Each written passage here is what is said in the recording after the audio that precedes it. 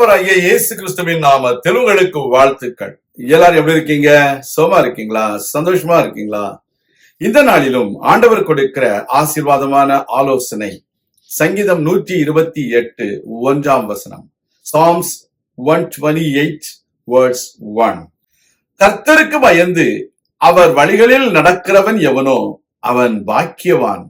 அருமையான தேவனுடைய பிள்ளைகளே, இந்த உலகத்துல மனிதர்கள் பிற மனிதர்களுக்கு பயப்படுகிறார்கள். பிற மனிதர்களை பிரியப்படுத்தும்படிக்கு அவர்களுடைய வழியிலே நடக்கிறார்கள். ஆனால் கர்த்தர் சொல்கிறது என்ன?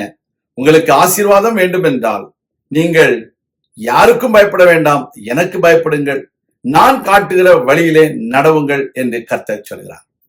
The child of God, the easy formula to receive God's blessing is you need to fear the Lord and walk according to God's ways. There are times in order to receive some help, in order to receive some benefits from some human beings, people fear for somebody and they walk according to their ways to please them. But the Lord God says, people may not be there for you always. Their life is temporary.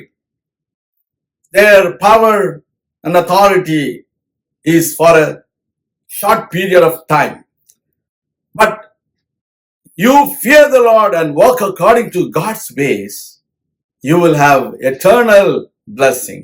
Always you will be blessed. நம்முடைய வாழ்க்கையில நாம் தேவனுக்கு பயந்து அவருடைய வழிகளில் நடக்கும் பொழுது நித்திய ஆசீர்வாதம் நமக்கு உண்டு. இந்த உலகத்தின் மக்கள் எல்லாவற்றிலும் தங்களுக்கு பிரியமான காரியங்களை செய்யும்படிக்கு பிறரை தங்களுடைய வழியிலே நடத்துவதற்கு முயற்சி பண்ணுவார்கள். ஆனால் கர்த்தர் யாரையும் கட்டாயப்படுத்துவது இல்லை. God will not compel you to walk in His ways. It is your choice. If you want blessing, you need to walk according to God's ways. If your ways are not pleasing to God, you will not receive God's blessing. That's what God's word says today.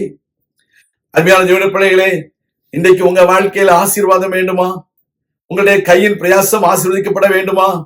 உங்களுடைய மனைவி, உங்களுடைய பிள்ளைகள் ஆசீர்வதிக்கப்பட வேண்டுமா? உங்களுக்கு நீடித்த ஆயுள் வேண்டுமா? கர்த்தருடைய வழியிலே நடவுங்கள். கர்த்தர் சொல்லுகிற வழி நடவுங்கள். அதுதான் முக்கியம். If you need a blessing in your family, if you need a blessing in your children's life, if you need a blessing of long life, it is better for you to walk according to God's ways.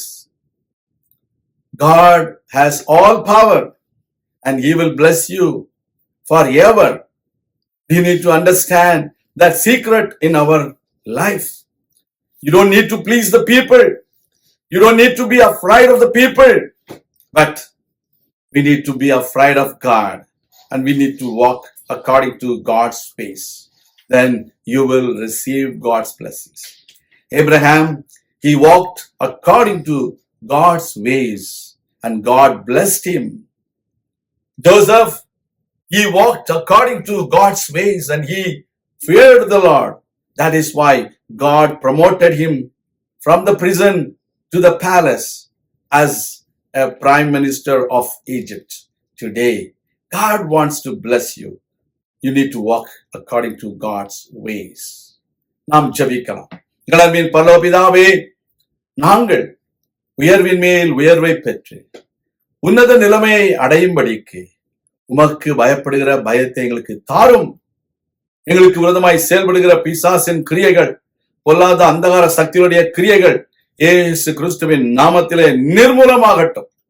அற்புதங்கள் நடைபெறட்டும், அடையாளங்கள் நடைபெறட்டும். உடைய நாமம் மகிமைப்படுவதாக. நீர் பெரிய காரியங்களை செய்தருளும். உடைய நாமத்தை மகிமைப்படுத்தும். தாழ்த்துகிறோம், ஒப்பு கொடுக்கிறோம். துதி, கன, மகிமை யாவற்றையும் உமக்கே செலுத்துகிறோம். கர்த்தரும் இரட்சகரும் மீட்பருமாகிய இயேசு கிறிஸ்துவின் நாமத்தில் ஜெபிக்கிறோம் நல்ல பிதாவே, ஆமேன். கர்த்தர் தாமே உங்களை ஆசீர்வதிப்பாராக. ஆமேன்.